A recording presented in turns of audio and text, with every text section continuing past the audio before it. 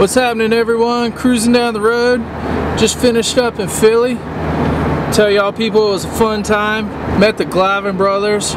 Really appreciate the people at Philly Floor Store. They're a very contractor oriented floor store, and you can tell that by the way that they talk and the way they respect the contractor.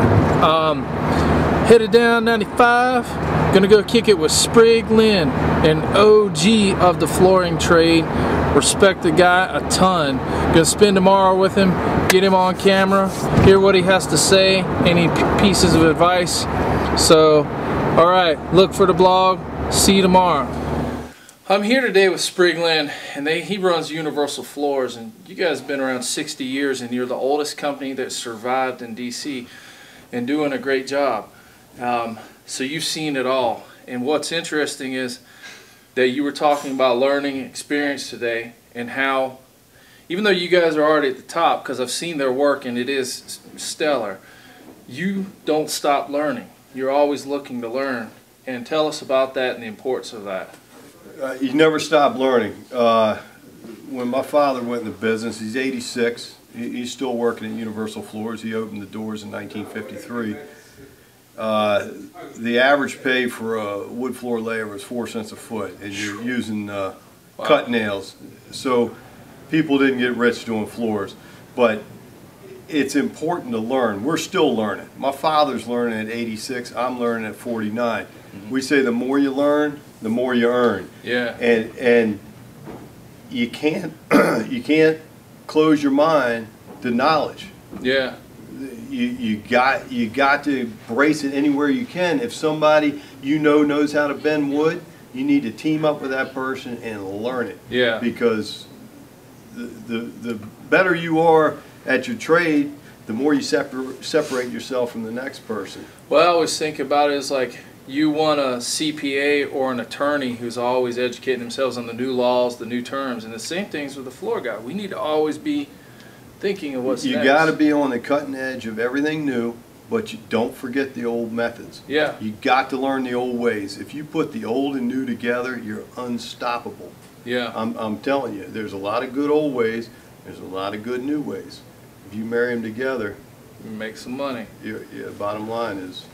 Speaking of that next thing about money, you guys have done really well, boom, bust, whatever. You're always talking about how you've succeeded in cash flow, and I've seen you talk about how you've been able to buy buildings here or there and that because you've been good with your cash. Could you tell people about the importance of what you need to keep your finger on the pulse of your business and the money? There's no wood floor company out there that I know of that runs itself on cruise control.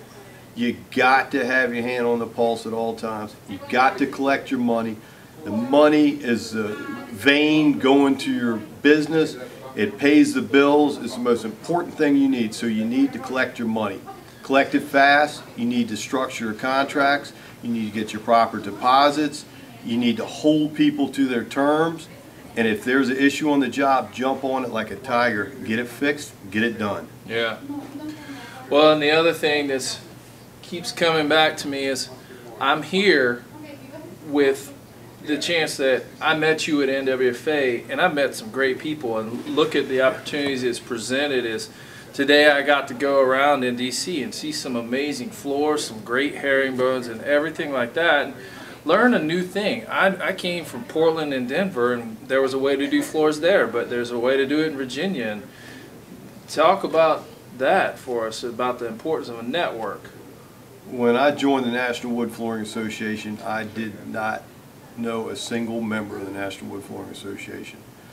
I went out there and joined it, but I embraced it. I went to every class, then I ended up teaching every class. I talked to people. There's people that experience jobs that I've never experienced before that I could pick up a phone and ask them pointed questions, and they'd give me direct answers because they're not in competition with me. So you have a vast amount of people out there with just incredible knowledge they're ready to share with you. But you got to get in there, and you got to shake some hands, and you got to talk to some people. Like Scott here, I would have never known.